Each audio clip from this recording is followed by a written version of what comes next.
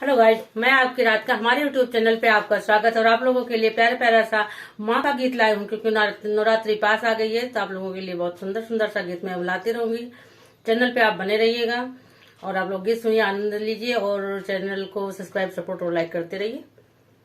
बोलो जय माता दी, वो सच्चे दरबार की जय हो।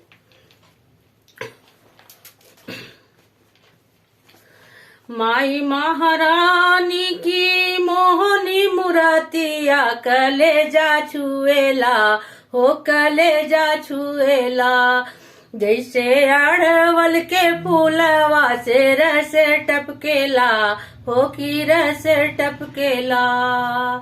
माई महारानी की मोहनी मुरातिया कलेजा छुएला हो, कलेजा छुएला।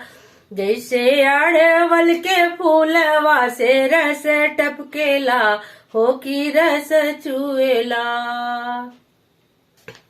सिरवा मुकुट टीका सोहे लाला लाट हो, नाक में नथनिया आँखी कजरा सोहात हो, कजरा सोहात हो। लाल लाल होठवा पे सोहे लाल लैया कलेजा छुएला हो, कलेजा छुएला।